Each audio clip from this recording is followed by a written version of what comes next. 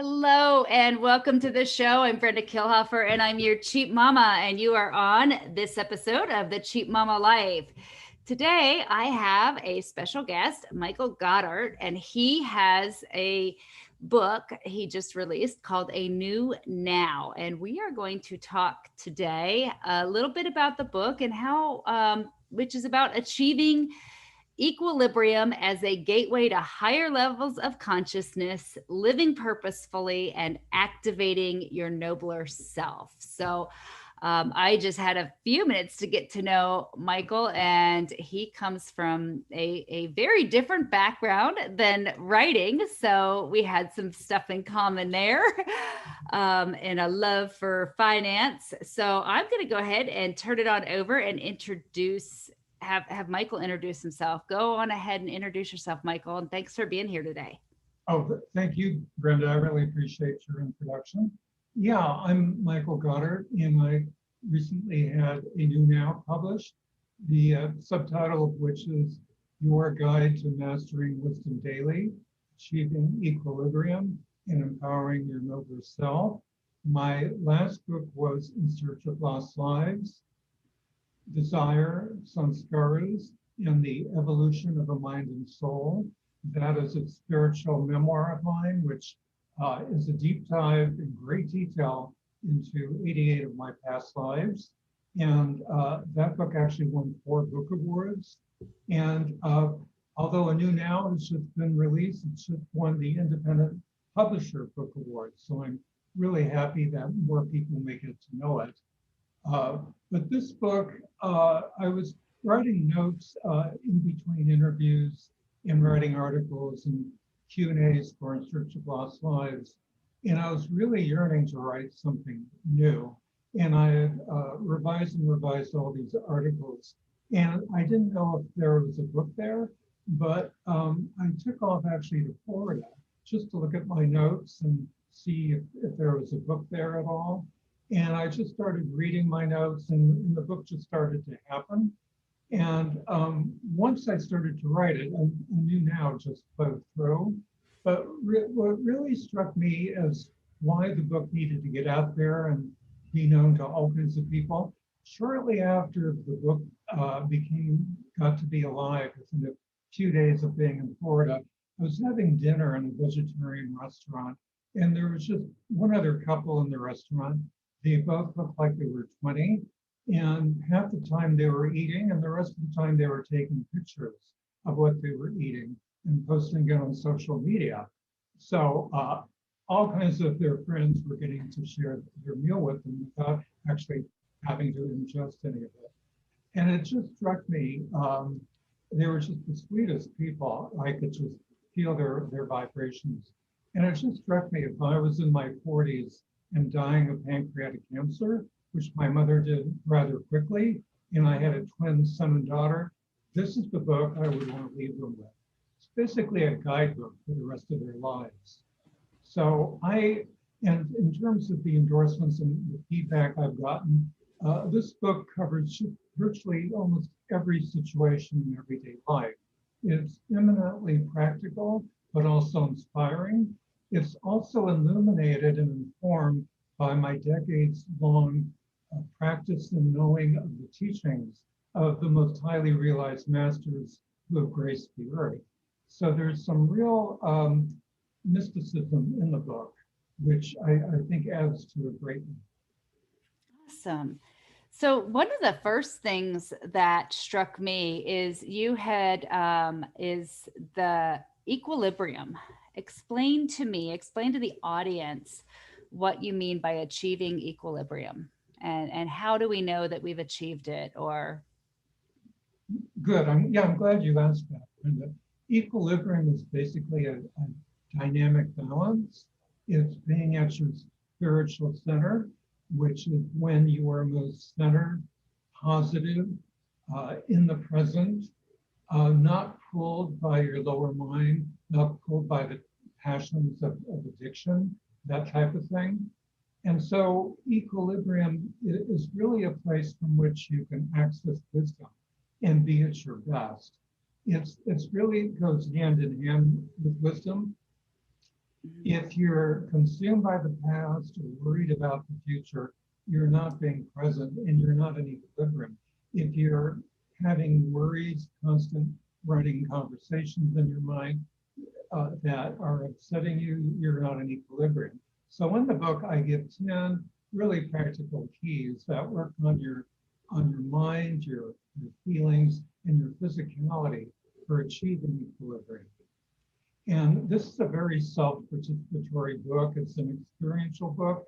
So you really get to know what I'm talking about by going through and reading and experiencing the book. Awesome. So I've done some kung fu, and then I've done some practice in being ground and center. And in kung fu, I would call that chi. When you're would that be the same sense as equilibrium, or is there a Yeah, better? we actually haven't practiced Tai Chi per se, but Chi, if you think of that as being your life energy, then that's really flowing well without obstruction. Mhm. It's also very much a mental thing, and we can go into more depth in this later, but it's really not being ruled by your senses in your lower mind.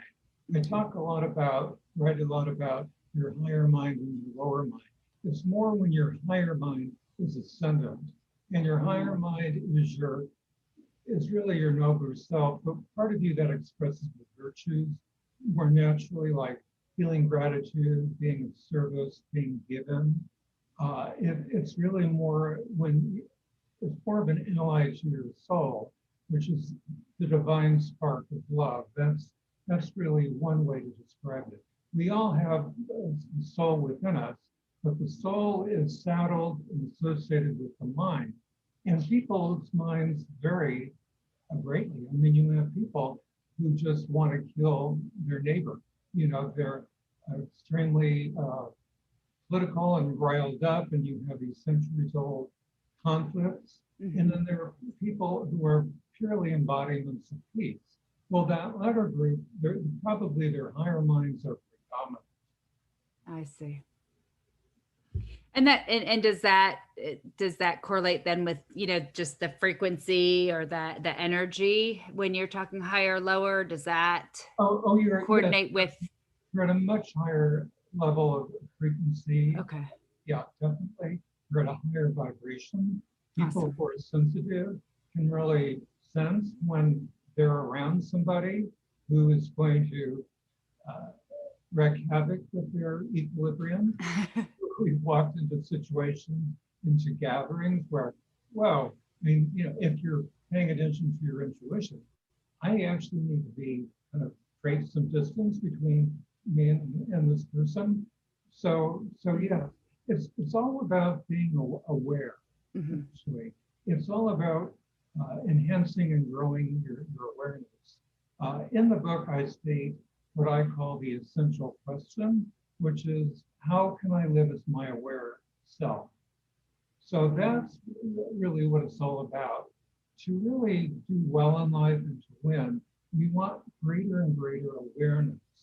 Mhm. And an essential part of expanding your awareness, you need to be in equilibrium. You can't be worrying about 8 things at once and not being present. So being in equilibrium is really knowing what your spiritual center is, being able to feel it and sense it, and also knowing how to return to it. And the book, I give quite a few ideas of how to experience that and how to return to it. And it's also very much knowing your purpose. This is also, of course, in discovering your purpose Mhm. for the day, for the season, for your entire life. So Awesome. purpose is a very important aspect of a new now. And when It you're on purpose, you're in equilibrium. and it feels that way too, right? You can And it feel feels it. good. It feels like, wow, it feels right. It feels comfortable. So I love that you brought up awareness, because it's interesting. That's one thing that um, I've noticed a lot of folks are experiencing right now, is this need to become more aware of truth, which is incredible. And yet you, when you talk about equilibrium, it's more of a not being worried about the past, not being worried about the future, but being in the present. And I see so many people that the awareness is really more about, okay, let me go on this deep dive internet rabbit trail on everything that's ever happened in the past and what's being predicted for the future, or what's really on this person or that person's agenda for the future. And talk about that being, okay, so now I'm woke, or I'm more aware because I have all of this information. Can you maybe talk a little bit about the difference there between what you're sharing and what? Yeah, what it sounds a little bit like what you're talking about is when people get on a political bandwagon, what and which is inflamed and energized by the internet. There's a point of view they want to buy into, so they can become consumed by it, and you can kind of and you have your sources which keep reinforcing these views. So rather than trying to be neutral and observe and intuit what the truth is, you really are taken on a ride, and you're taken on a ride by a part of the mind that really kind of has control over you. So it's really part of one of the muscles, the mental muscles I have people developing now, is your observer muscle. It's really key to be impartial and observe. Like there's some very controversial things going on now, political movements, and I've been reading a little bit about them, and on certain topics, what people say can mean very different things. It can really kind of manifest in a good way or a very prejudiced way. What we want to do is rise above prejudice to seek the truth. And I do believe each of us has a truth knower within us, and that's part of expanding our awareness. I mean, actually, each of us has what I call an inverted well of knowing. This is your higher consciousness. So the more we grow in wisdom, actually, the closer we are to God. And if the word God doesn't resonate with you for whatever reason, throughout the book, I actually write about different alternatives, way of naming that supreme being, that ultimate source of love and bliss. I tend to call it, in one word, love source. So, God doesn't have any masculine connotations, in my view, neither does the Lord. Although if that resonates with you, that's perfectly fine. I mean, it resonates with me. Awesome. Yeah, I wasn't necessarily thinking in terms of political, but I do see a lot of the different little rabbit trails that people go down and then want to tell people that this is that this is the way it is, and all that creates, in the name of helping them be more aware, more awake, more this. And what I see instead is that it's by your description, that would be the lower mind. It's just creating more fear, more Well, it could be. It depends on how it's brought across. I brought up, the political because there's been so much dissension lately. Right. And I think people lose their commitment to the truth and knowing, and they're much more into getting their point of view across, and whatever that is being perpetually reinforced. We're being more and more kind of polarized. And the thing is, I mean, everybody's a unique individual, yet, the core of this is all the same. We each have that pure core of love within us. But because of our minds, that's can be rather hidden at times in certain people, in each of us.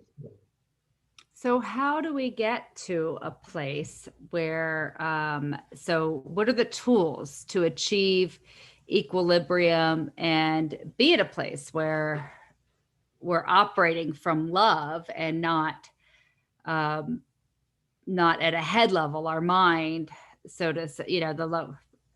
What are some tips that perhaps you outline, maybe you don't? What Yes.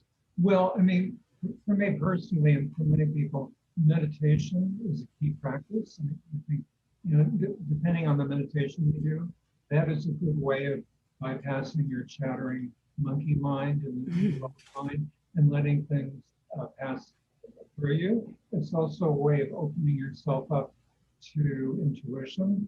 When I meditate, and it's not at all physical meditation, but it basically physically rebalances me. It empowers me. It brings bliss and joy. So, meditation is key. And in terms of meditation, if you don't meditate, that's perfectly fine. If you're pulled to, I always tell people, don't necessarily latch on to the first practice you find, but do a search. I mean, to me, life is a journey, and you have to explore and test in your own knowing.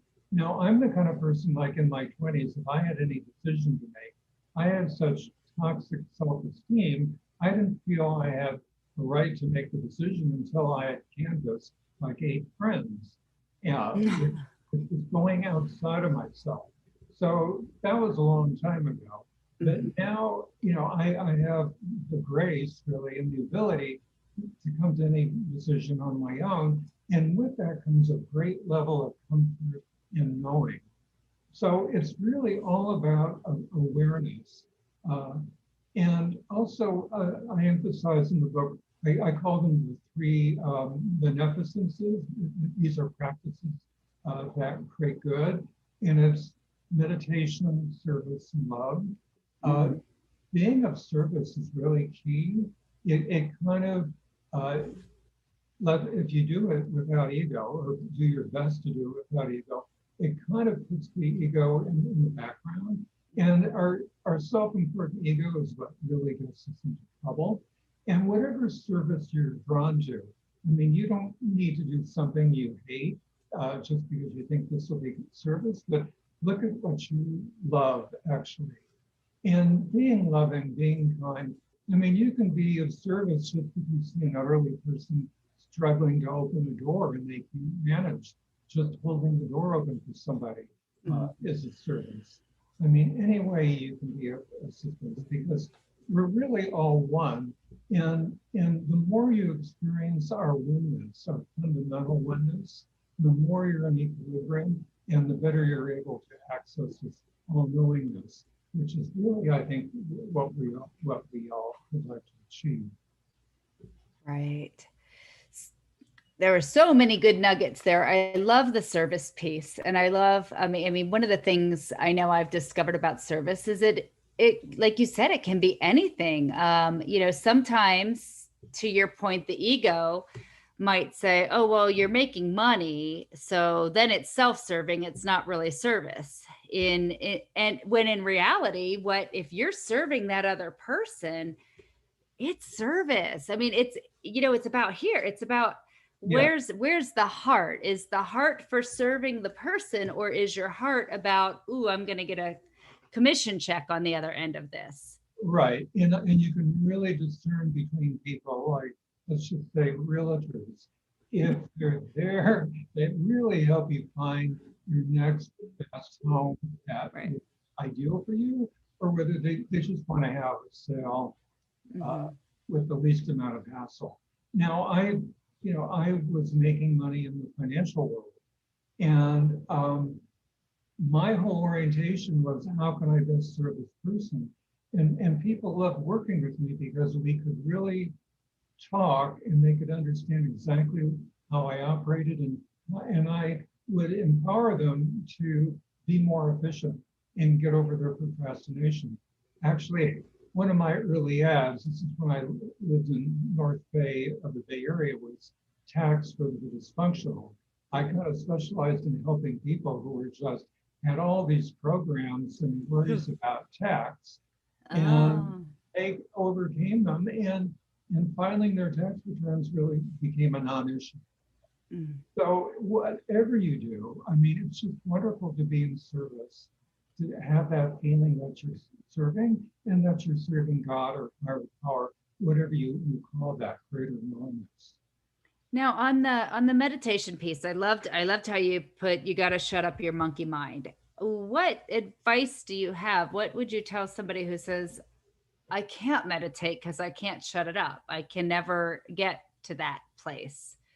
Well, I would ask, can you sit quietly for a minute and just observe your thoughts, and then once you do that for a week, and you sit for 2 minutes, and then repetition is really key in meditation. So if somebody hasn't meditated, you can create your own mantra or word or string of words for repetition, whatever resonates with you.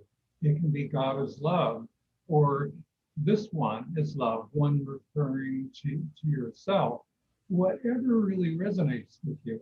This is all about looking within rather than looking to somebody. You may have a very aggressive brother-in-law or whatever who's discovered meditation and wants to hoist it on you.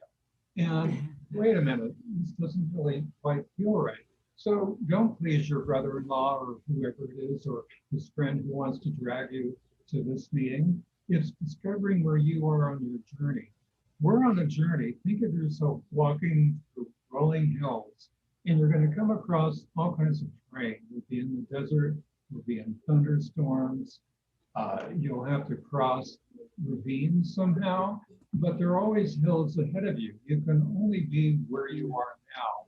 And that's the whole point. When you are in the now, that is the point of greatest power.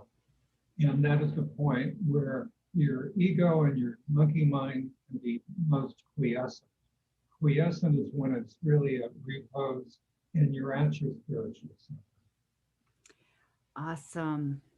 So you led me to a couple more questions, and we are right about due for a break. So I'm going to share it with you to ponder before we go on break. But I loved what you said, is there are people in the journey further than we are, right?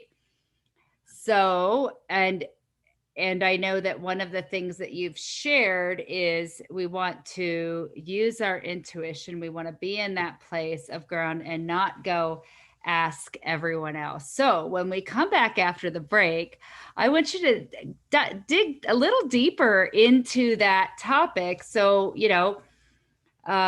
if my intuition is telling me don't do this, but yet there's this person further down the journey than me that's saying do this, how do we make sure that we're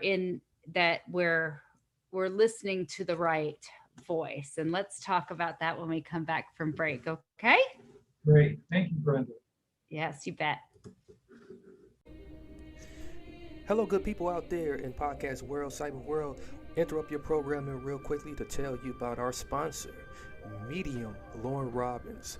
Medium Lauren Robbins, if you look at someone who's warm, loving, genuine, and has a welcome energy, like talking to a friend, Lauren is the one to talk to. She's direct. She will tell you what you need to know, not what you want to hear, and will comfort you when you cry or when you are upset, like a good friend would.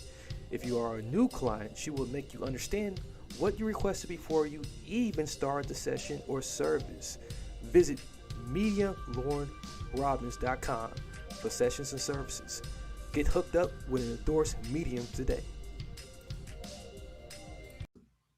Hey, and welcome back to the show. This is your host, your cheap mama, Brenda Kilhofer, and we are having an absolutely incredible conversation today. And right before the question, I asked you if I am on a journey, let's say I'm working with some folks or making an investment decision, and I ask somebody who's further ahead on that journey than I am for advice, but that advice is not the same advice as my intuition, or what my gut is telling me, what my intuition is telling me. When do I trust somebody outside versus that's been further down that path than I have, and when do I not? Right. Well, yeah, I'm kind of thinking of two areas, like an investment decision and a financial one. And kind of the first rule is if you have any doubt about a particular decision, don't act. I mean, that's your gut instinct, your intuition that is giving you a bit of a red flag that you're not at the place yet to make a decision. Also, feeling that somebody's way ahead of you, either a financial person or some spiritual person, is really kind of a judgment you're making. Some of the most spiritual people have, seduced other people right and left and hit it, did all kinds of things. So, on our journey, we really may want to be with somebody who we may accept as having attained something spiritually, but we may not really know. We really have to trust our soul knowing and our heart. Now, being a financial person, that's my professional background. I did a lot of research when continuing over a number of years, and this could be a whole separate project. I'm sure. I looked into just about every way of investing, and some of the most highly recommended people or groups, I found, wow, this really is not delivering the way it should. Now, for years, I've been doing all my own investing and feeling really extremely comfortable with that. But part of that was learning really not to give all my power away. Just because somebody, claims or has had a tremendous track record and has done so well, doesn't mean they're not going to fall flat on their face for the next 5 years and ruin your portfolio. And also, we don't know where necessarily we're going on our journey. And now I'm speaking in spiritual terms. Remember, you can really just see the top of the hill ahead of you. And even though your twin brother or sister may be doing the spiritual practice, it doesn't mean that it's right for you. It may be ideal for you in a few years, or you may be best off never even having anything to do with it. So this is all about developing your sense of knowing. And, if you're going to defer to somebody, you should do that knowingly and feel comfortable about it, I feel. I see. And not take everything, not give away all your knowing, which is your power, as being the gospel. And people get into different groups, and there may be a leader of the group, and we're talking about all kinds of groups. And you just, they're it. They're like the boss. So does that help? Yeah, I think what I hear you saying. So I mean, essentially,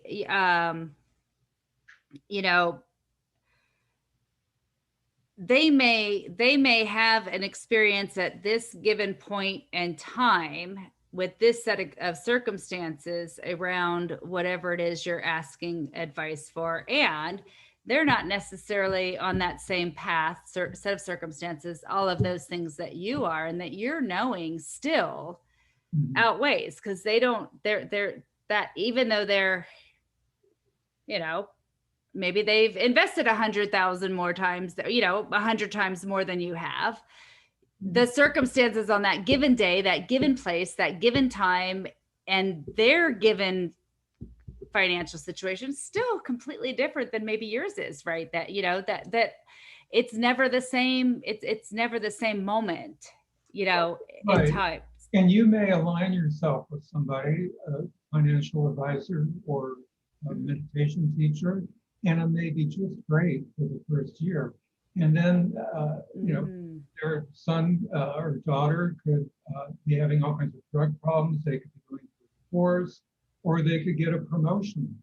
I mean, actually, that's one example that happened to me. My most trusted friends had done extremely well with this financial advisor, and he gave me a lot of time, although he couldn't really explain exactly, why what he did was so good. I think, much of it was just luck and the market was good thing.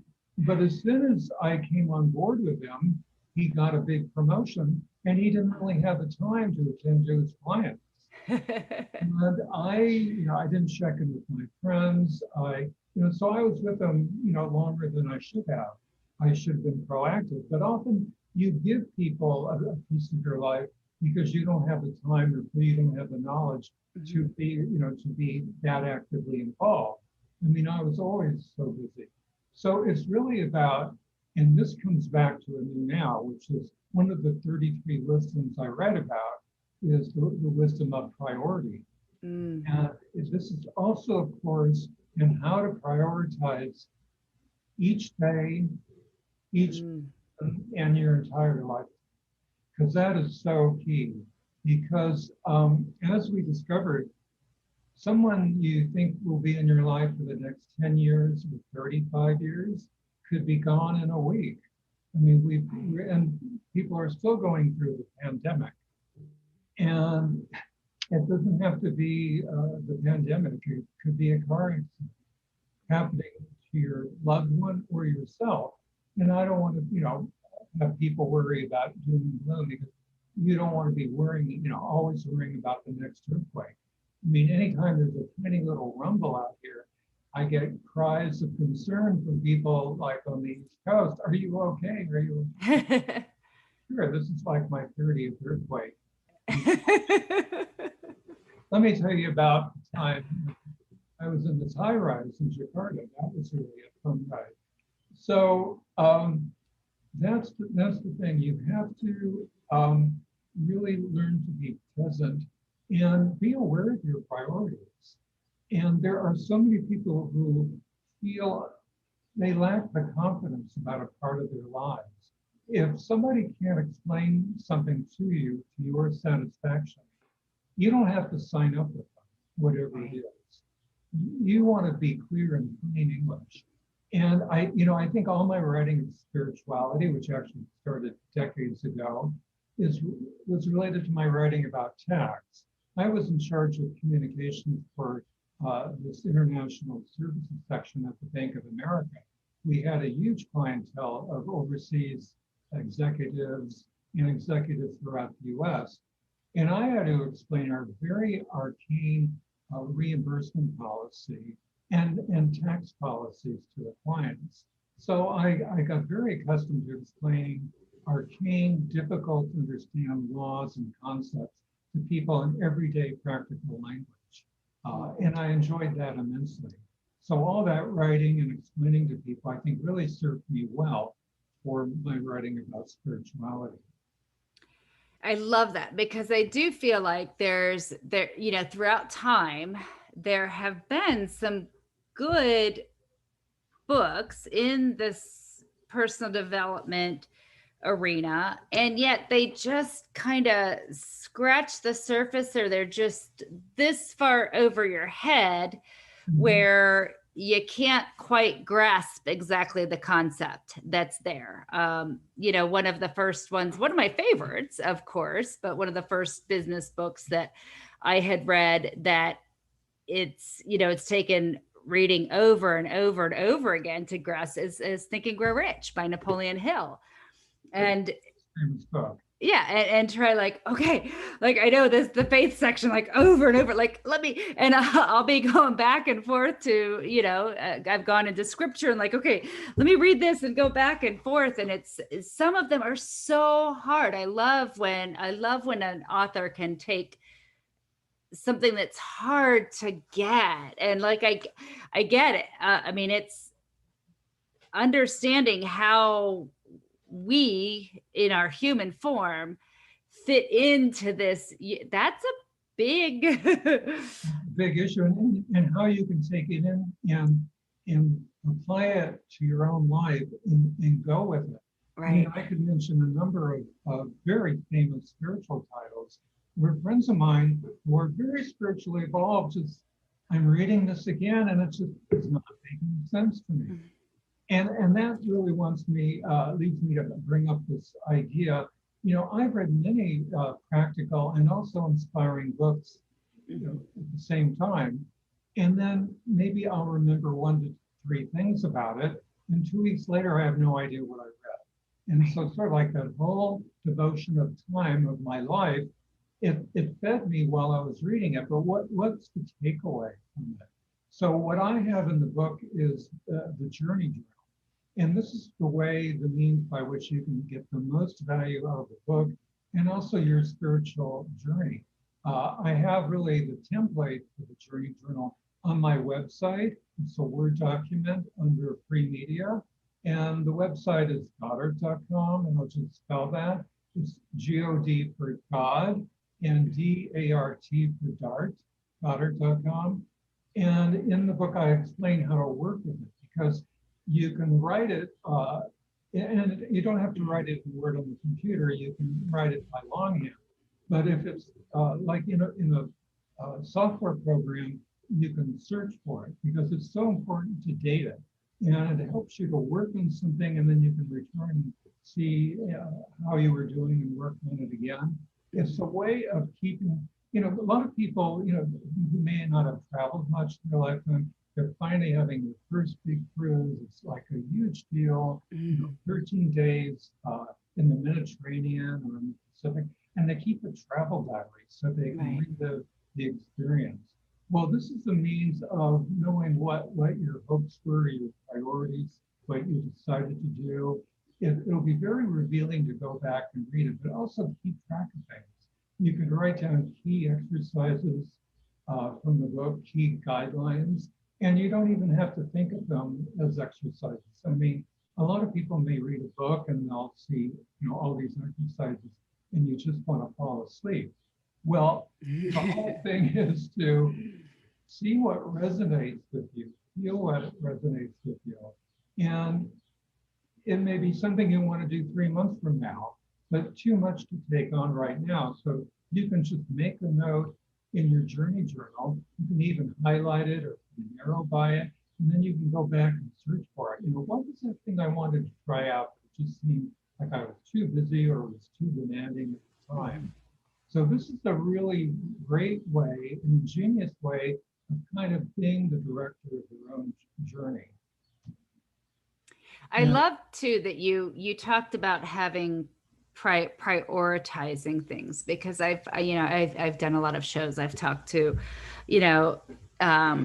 people in all faiths, all religions, leaning more spiritual, leaning more faith-based, and I've had some of those, some of the more spiritual, like you don't need the mat. You don't need to have a list or prioritize things or things like that. Just go with what feels right at the time.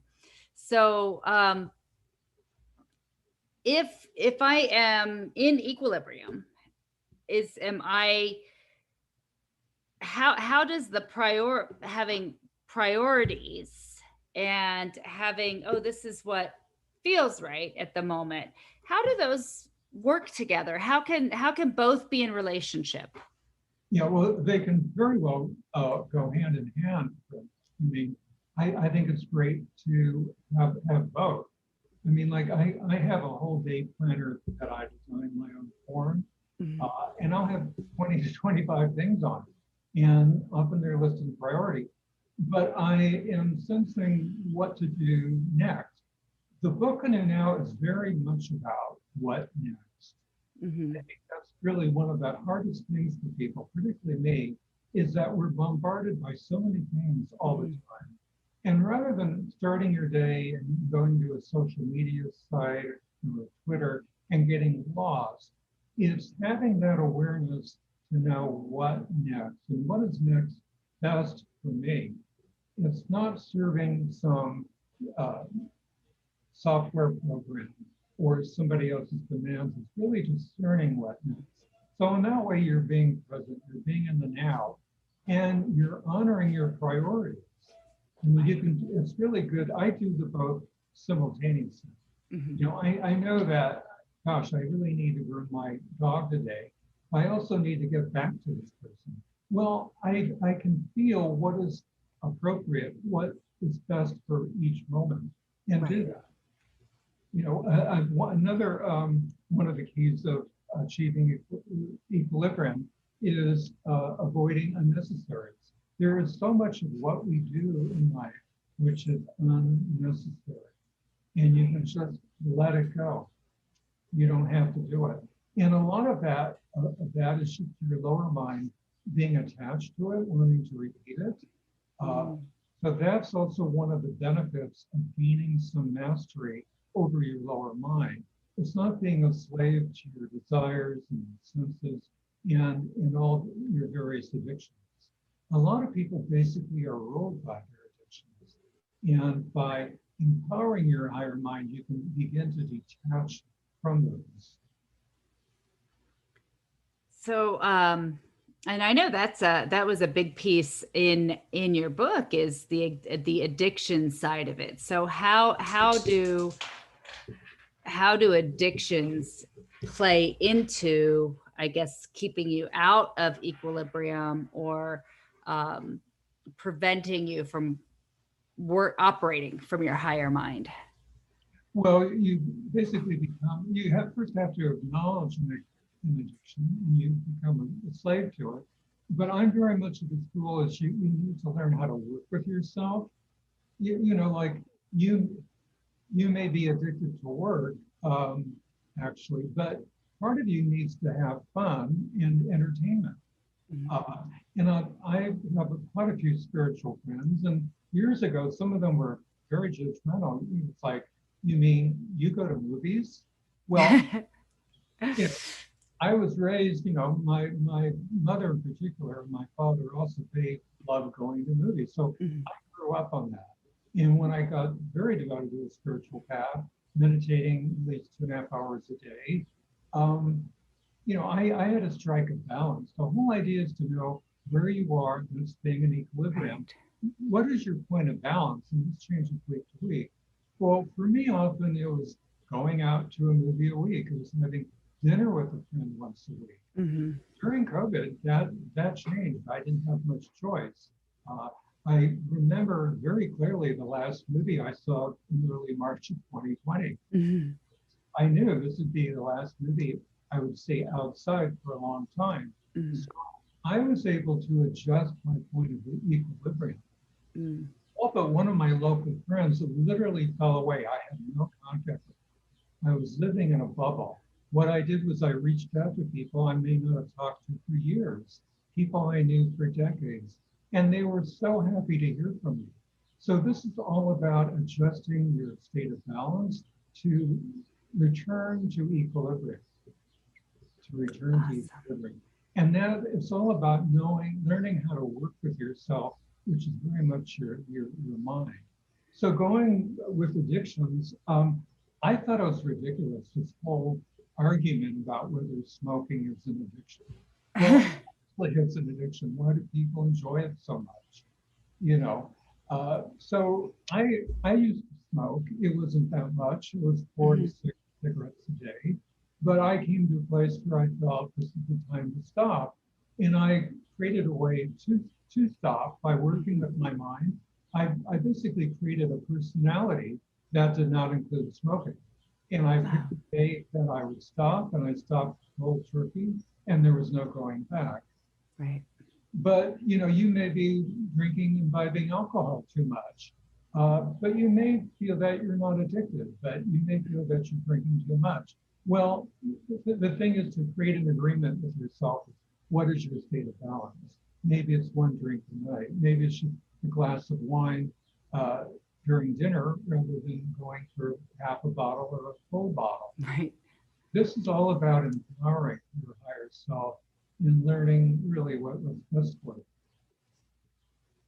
Absolutely. I can see where that, I know when I wanted to lose weight, I remember that it was at the point that I realized the ego side of it, I guess, that was holding me back was, the negative self-talk that kept saying, hey, I'm fat, no matter what size I was. And it was so funny. There was just this one day I looked at a picture. I'm like, oh my gosh, I looked good there. And I thought I was fat. And it was like, wait a minute, you know what? I've been there. I know how to get there. And boom, it was just like a switch. Right. And you kind of, recreated your personality. Yeah. And realized that you're not fat.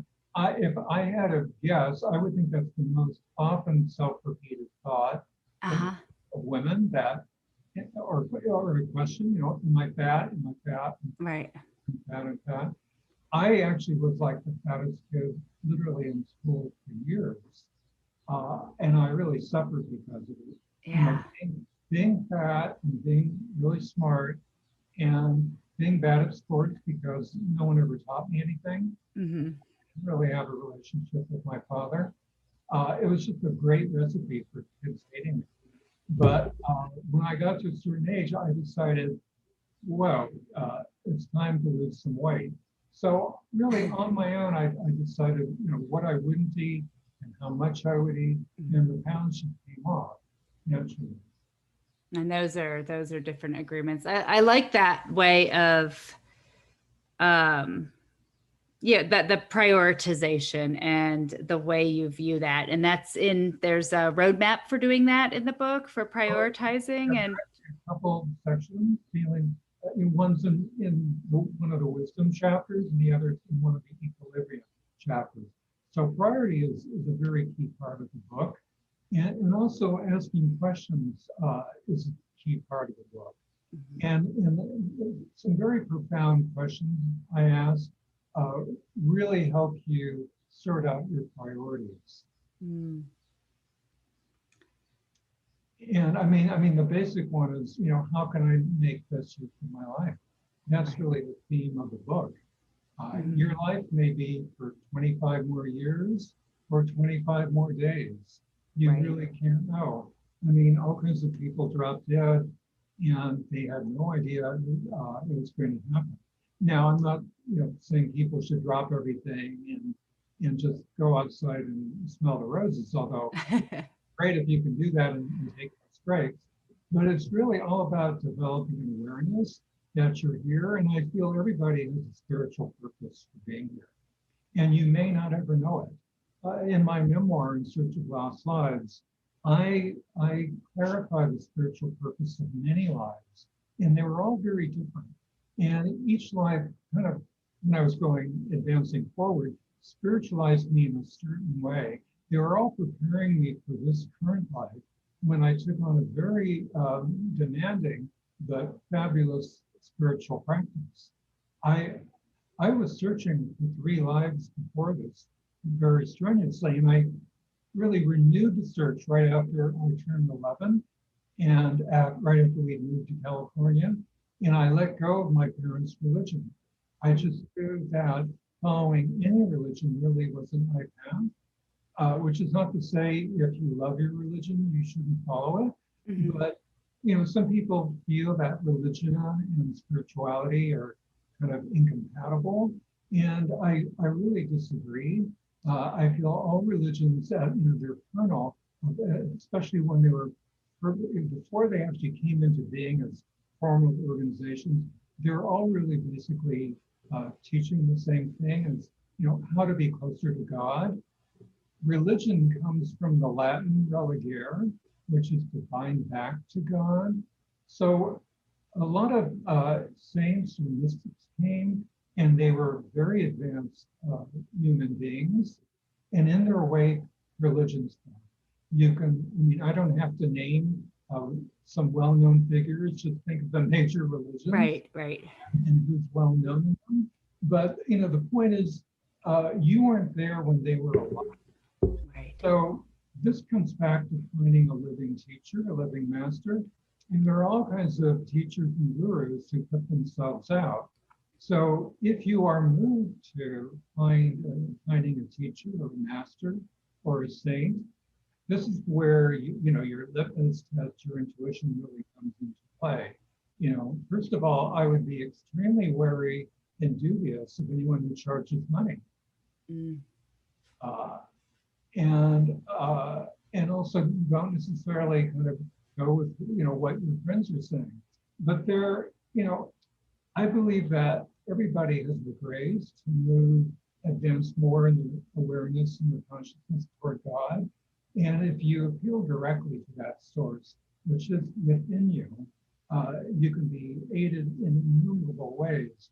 So many people were raised to believe that God is outside of themselves and it's the word of a particular scripture or church. Mhm. Well, I really feel that only a fully evolved human being can really share the truth.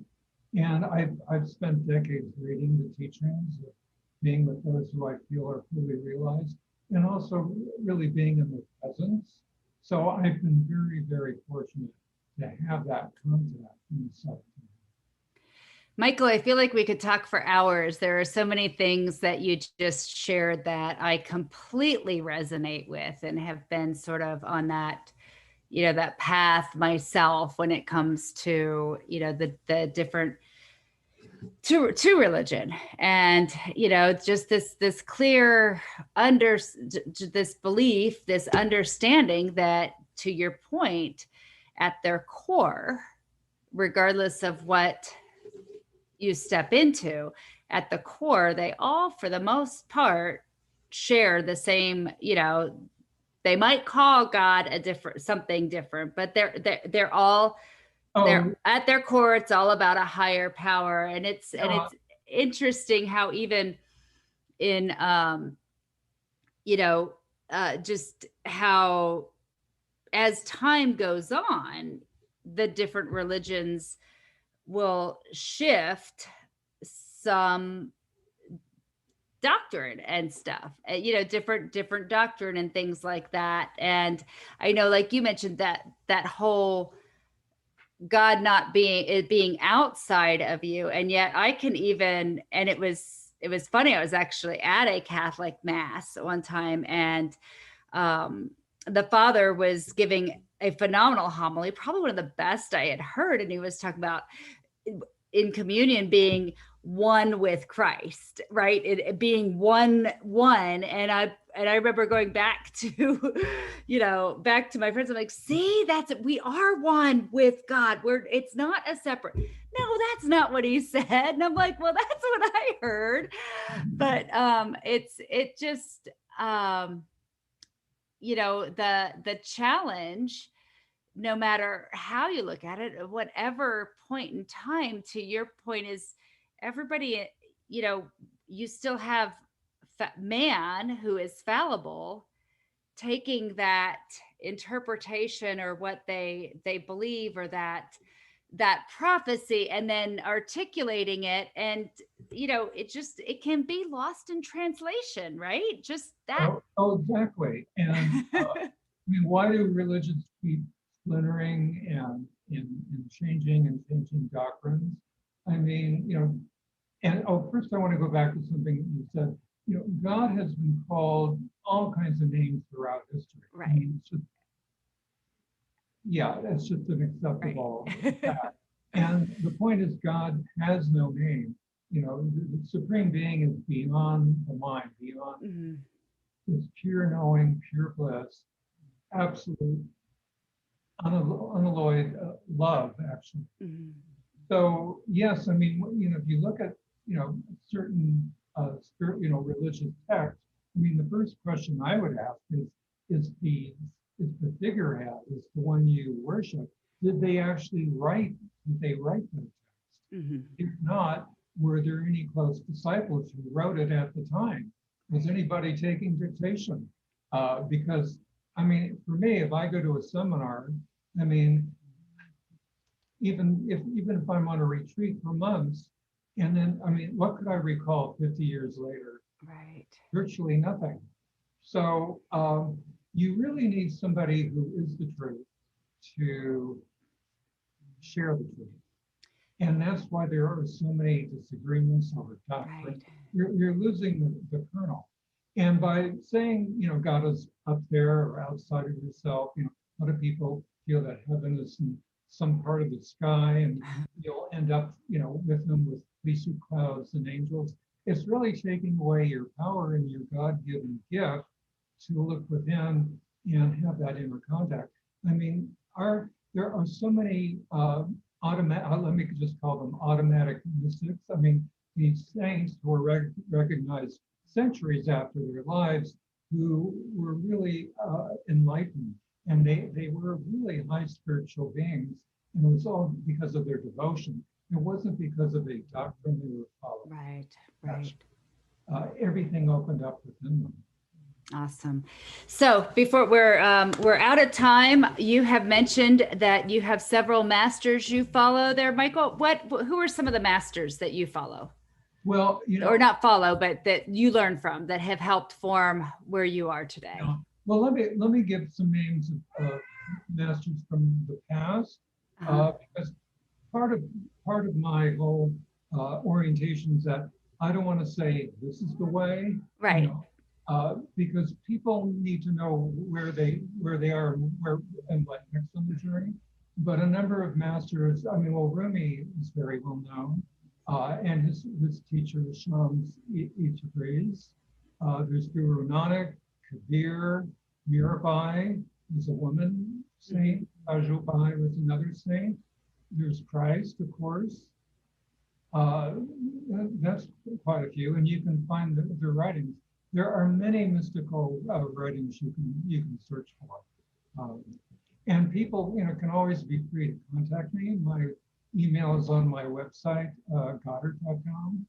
So it's really all about taking responsibility for your life and how can you make this use of your life. If you want to achieve the best spirituality you can, I just really hold you in high esteem. But that may not be the script for this lifetime. Right. I can't judge anybody. Of course. Now, Michael, where's the best place to get your book? On your website, Amazon? Where do people find your book? Well, from my website, you can read excerpts and download the journey trail. And if you buy your books on Amazon, you can click right through to that book page. But you can really get them anywhere online. You can order them from your local bookshop. So they're all available anywhere you buy books. Wonderful. Thank you so much for being a guest today on the show. I feel like I feel like we could talk for hours on some of these topics. Yeah, I do too. It's just a joy of being with you and sharing so much. We loaded in a lot during this time. Yes. All right. Well, thank you for being here, listeners. Please subscribe, like, and download, and make sure if there is somebody that should hear Michael's message that you get this passed on. Hope you enjoyed that episode of the Cheap Mama Life podcast. Be sure to subscribe, rate, and review right now if you haven't already, and hit that share button. Until next time.